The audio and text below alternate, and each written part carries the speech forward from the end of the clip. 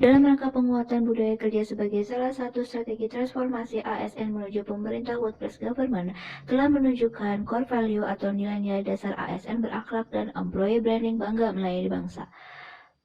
ASN berakhlak berorientasi pelayanan, akuntabel, kompeten, harmonis, loyal, adaptif, dan kolaboratif. Adanya core value ASN yang baru ini diharapkan setiap ASN yang baik di pusat maupun di daerah memiliki semboyan dan semangat yang sama dalam memberikan pelayanan kepada masyarakat. ASN jangan lagi minta untuk dilayani, melainkan memberikan pelayanan yang prima dalam membantu masyarakat. Harapan ini juga didukung dengan diresmikannya employer branding ASN bangga melayani bangsa. Diharapkan agar ASN dapat lebih bertanggung jawab dan akuntabel dalam mempergunakan sumber daya dan menjalankan kewenangannya.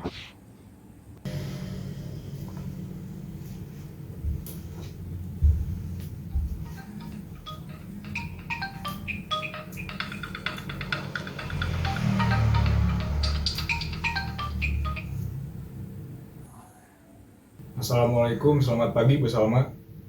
Saya Pak Alvin. Gimana tugas yang saya berikan kemarin? Udah selesai? Waalaikumsalam Pak Alvin. Mohon maaf Bapak, tugasnya sebentar lagi selesai dan akan langsung saya kirimkan ke email Bapak jika nanti sudah selesai. Oke, nggak apa-apa. Saya tunggu maksimal jam 12 siang ini ya. Oh iya, saya mau sekalian minta tolong untuk membuatkan dokumen tentang analisa arus kas dana yang digunakan oleh Pemda Subang selama 1 bulan terakhir. Kira-kira apakah dengan waktu 3 hari bisa selesai?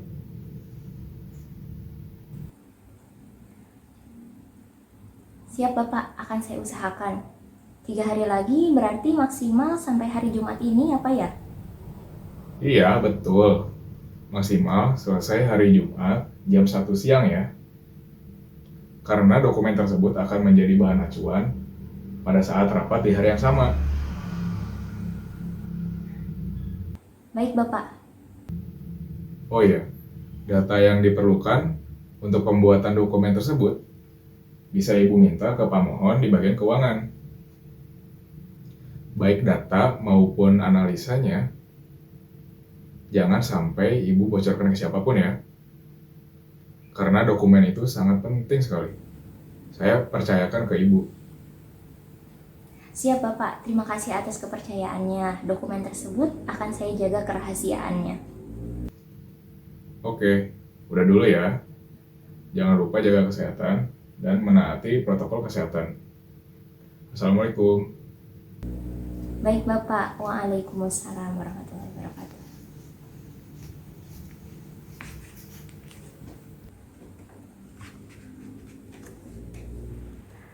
Loyal termasuk ke dalam salah satu core values ASN berakhlak.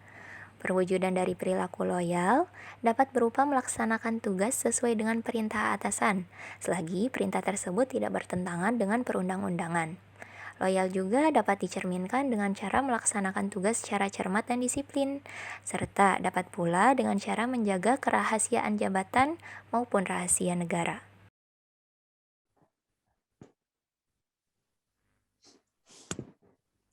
Ya, Assalamualaikum warahmatullahi wabarakatuh. Terima kasih sudah hadir di meeting kita di siang hari ini untuk acara seminar tentang pemulihan ekonomi di Kabupaten Subang. Nah, di diskusi kita sebelumnya kita sudah menentukan 3 pilihan untuk pengisi acaranya itu sendiri. Yang pertama itu Anies Baswedan sebagai Gubernur Jakarta, kemudian Ridwan Kamil, Gubernur Jawa Barat, dan Ganjar Pranowo, Gubernur Jawa Tengah. Ya, oke. Selanjutnya kita akan diskusi dan mengklirkan siapa nanti yang akan kita undang untuk di acara tersebut.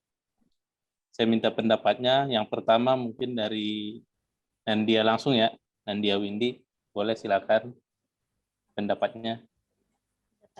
Pendapat saya menjagokan atau menghadirkan Bapak Ganjar Pranowo sebagai Gubernur Jawa Tengah karena beliau merupakan salah satu gubernur yang aktif saat ini, yang aktif menjalankan program-program pemerintah pada saat COVID melanda di Indonesia, terutama untuk memajukan perekonomian dan pertumbuhan ekonomi di wilayah Jawa Tengah sendiri.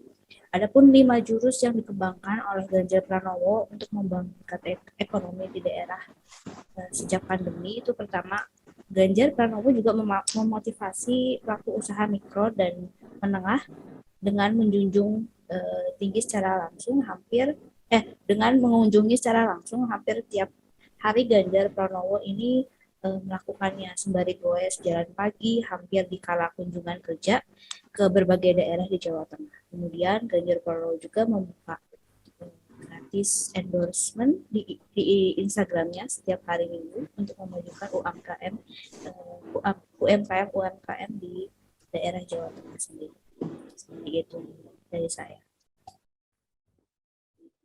Oke, Pak Ganjar Pranowo berat ya. Oke, kita catat dulu ya. Nah, berikutnya dari Bu Widiawati.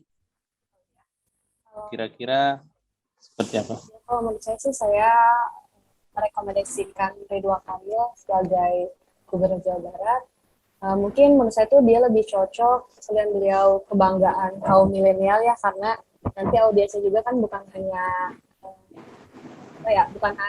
bapak-bapak, ibu-ibu, orang dewasa gitu, tapi kan kaum yang generasi muda juga pasti ikutan gitu. Dia pun terbukti sukses dalam memperbaiki perekonomian di Jawa Barat ini gitu. Terus untuk itu Ridwan Kamil telah membantu masyarakat yang kurang mampu gitu di Jawa Barat pas COVID kemarin, yaitu berupa bantuan atau bansos dari gubernur langsung kayak gitu, gubernur langsung dari Jawa Barat. Dan menurut saya itu kebanyakan itu terbukti tepat sasaran gitu, nggak seperti yang lainnya gitu, bansos-bansos yang lainnya. Terus selain itu Gubernur Jawa Barat itu untuk pemulihan perekonomian di Jawa Barat sendiri yaitu lebih fokus ke arah pariwisata, karena mungkin Jawa Barat ini lebih banyak dari segi pariwisata tetapi tetap mematuhi protokol kesehatannya sendiri gitu. Dan terbukti juga di Jawa Barat sendiri, menurut saya atau menurut data pun, COVID di Jawa Barat lebih tertekan lebih cepat gitu dibandingkan wilayah lainnya kayak gitu. Jadi menurut saya lebih cocoknya ya. Mungkin dari yang lain ada lagi. Ya, tadi udah ada Pak Ganjar Pranowo sama Pak Ridwan Kamil ya, dengan alasan dan keunggulannya masing-masing. Kemudian untuk saya sendiri sih lebih condong pada Pak Anies Baswedan, Gubernur Jakarta. Kenapa? Yang pertama, Jakarta itu menempati peringkat ke-47 dari 50 besar penanganan COVID terbaik, respon penanganan terbaik. Yang pertama. Yang kedua, respon untuk penanganan COVID di Jakarta itu untuk Pak Anies sendiri bisa kita lihat, pertama yang dari awal mula COVID yang pertama kali mengatakan untuk lockdown itu Jakarta, Pak Anies itu sendiri. Kemudian untuk kebijakan-kebijakan meliburkan sekolah, kemudian menutup tempat perbelanjaan dan juga tempat fitness gitu ya, yang tempat-tempat yang rawan akan penyebaran COVID itu sendiri itu Pak Anies Baswedan itu sendiri.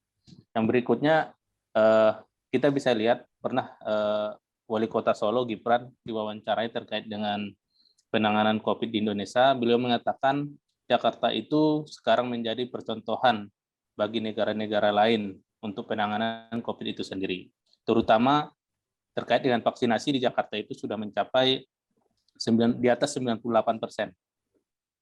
Dan lebih besar dibanding dengan daerah-daerah lain di Indonesia. Termasuk positif rate-nya juga rendah dan bornya sudah bisa ditekan begitu. Itu mungkin kenapa saya memilih Pak Anies itu sendiri sebagai pengisi keynote speaker di acara seminar kita nanti begitu. Baik, mungkin selanjutnya biar kita lebih clear gitu ya, kita bisa musyawarahkan terkait dengan ketiga tokoh ini begitu. Gimana?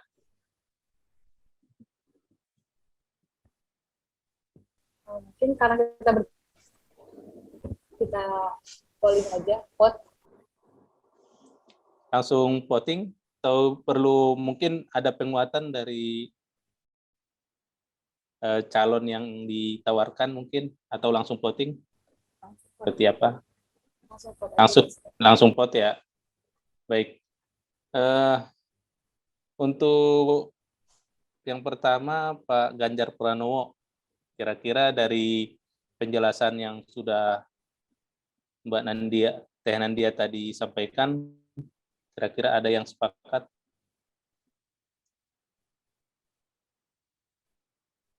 Nggak ada? Pak Ridwan Kamil? Saya. Oke, 1 ya. Terus Pak Anies Baswedan? Saya. Ada lagi? Mbak Widya, siapa? Boleh deh. Saya 2. Tadi kebetulan saya dengarnya, jadi saya baru tahu ternyata meyakinkan itu gitu. Semeyakinkan itu Prestasinya. untuk Bapak Anies Baswedan yang dijelaskan oleh Bang Pak Anies ya. Iya, iya. Jadi ada 2 orang yang milih Pak Anies, 1 orang buat Pak Ridwan Kamil ya. Ya. Oke, kalau dari hasil voting mungkin kita lebih memilih Pak Anies sebagai pengisi acara kita nanti. Untuk Mbak Nandia tadi sudah beralih ke Pak Ridwan Kamil, apakah bisa menerima jika Pak Anies Baswedan kita jadikan sebagai pengisi speaker nanti? Ya, seperti apa yang dijelaskan Bang Mohon, kayaknya lebih meyakinkan kalau Pak Anies Baswedan sebagai. Oke. Baik, clear ya. Jadi untuk pengisi acara nanti Pak Anies Baswedan. Begitu. Ya, oke. Ada lagi yang mau disampaikan? Sudah cukup. Clear ya? Oke, cukup. Sekian meeting kita di siang hari ini. Dan mudah-mudahan nanti acara kita berjalan dengan lancar. Assalamualaikum warahmatullahi wabarakatuh. Waalaikumsalam. Harmonis. Indonesia memiliki keanekaragaman bangsa dan budaya yang besar, memiliki perbedaan suku bangsa, agama, ras, dan golongan yang banyak. Sikap dan perilaku harmonis akan menjadikan keberagaman itu menjadi persatuan yang kuat, saling menghormati antar agama, saling menyayangi antar suku, dan saling tolong-menolong antar sesama. Suasana harmonis dalam lingkungan kerja akan membuat kita merasa tenang, menciptakan kolaborasi dan kerjasama, meningkatkan produktivitas kerja, dan juga meningkatkan kualitas layanan kepada masyarakat. Salah satu kunci sukses kinerja suatu organisasi berawal dari suasana tempat kerja. Energi positif yang ada di tempat kerja bisa memberikan dampak positif bagi karyawan yang akhirnya memberikan efek domino bagi produktivitas, hubungan internal, dan kinerja secara keseluruhan. Menjadi ASN sebagai pelayan publik harus menerapkan dan menciptakan keharmonisan bersama baik secara individu, dalam keluarga, lingkungan bekerja, dengan sesama kolega dan pihak eksternal, serta dalam lingkup masyarakat yang lebih luas. Setiap ASN harus senantiasa menjunjung tinggi kehormatan negara, pemerintah, dan martabat pegawai ASN, serta senantiasa mengutamakan kepentingan negara daripada kepentingan sendiri, seseorang atau golongan sebagai wujud loyalitasnya terhadap bangsa dan negara. Cuplikan video tadi merupakan cerminan perilaku ASN yang diharapkan untuk Indonesia lebih baik lagi di masa yang akan datang.